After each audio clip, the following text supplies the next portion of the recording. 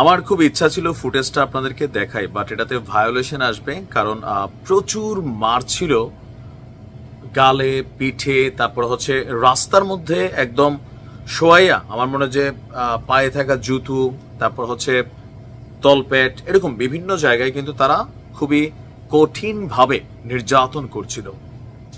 আর যাদেরকে নির্যাতন করছিল তারা হচ্ছেন জুলাই আগস্ট অভ্যুত্থানের সমন্বয়ক।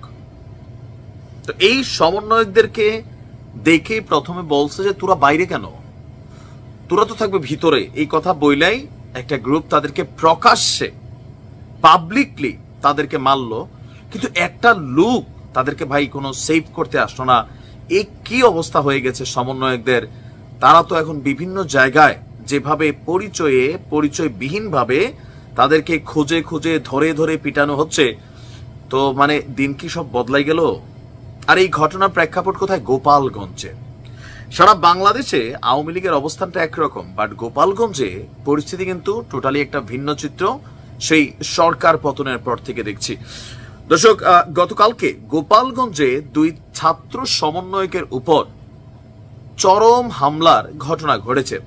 তো যারা আহত হয়েছেন, গোপালগঞ্জ বিজ্ঞান এবং প্রযুক্তি বিশ্ববিদ্যালয়ের ছাত্র অধিকার পরিষদের আহ্বায়ক জসিমউদ্দিন এবং সদস্য সচিব সাইদুর রহমান। 4টার দিকে শহরের SM মডেল সরকারি উচ্চ বিদ্যালয়ের সামনে আমরা দেখছি যে একটা গ্রুপ তাদের সাথে কথাবার্তা বলতেছিল।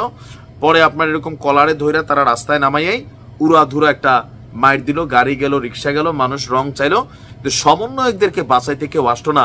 মানে কেন আসলে গোপালগঞ্জে কি সমন্বয়ক দেখলেই মারছে, বা সমন্বয়ক শব্দটাই এখন আসলে এতটা অ্যালার্জেটিক হয়ে গেছে যে মানুষ মনে করে না ঠিকই আছে, মনে হয় এরকম। যদি তাই না হইতো, এখনো ইউনূস সরকার ক্ষমতায় থাকতে সমন্বয়কদের এই পরিমাণ মাইর শুরু হয়ে গেছে। একদিকে আবার ছাত্রদল, যুবদল তারা মিল্লা ভাই এরকম বৈষম্য বিরোধী ছাত্রদেরকে সেই লেভেলে মারছে। এটা নিয়ে আজকে দেখছি সারা বাংলাদেশে আবার প্রতিবাদ বিক্ষোভ। রাফি বলছে আজ সহযোদ্ধাদের বিরুদ্ধেই, সেই ছাত্রদল যুবদলের বিরুদ্ধে দাঁড়াইতে হচ্ছে। দেখেন, রাজনীতিটা আলাদা জিনিস।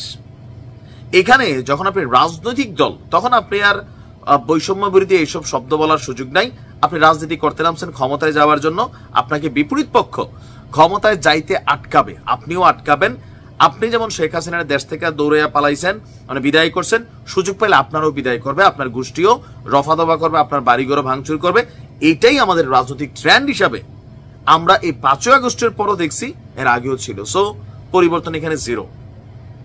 মাঝখান দিয়ে সমন্বয়ক যারা ছিল এরা মাইটের খাওয়া এটা ব্যাপক আকারে শুরু হয়েছে। এটা খুবই অশনি সংকেত। ওই শব্দগুলো কিন্তু মনে হয় যে সত্যি হচ্ছে, ভয়ঙ্কর রূপে ছাত্রলীগ ফিরবে, ভয়ঙ্কর রূপে যুবলীগ ফিরবে, ভয়ঙ্কর রূপে আওয়ামী লীগ ফিরবে।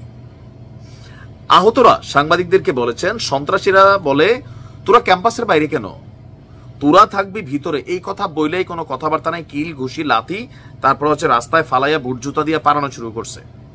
পরে তারা দ্রুত স্থান ত্যাগ করছে। তো কারা করছে তাদের পরিচয় সম্পর্কে এই সমন্বয়কদের বক্তব্য, তারা এদের কাউকে চিনেন না।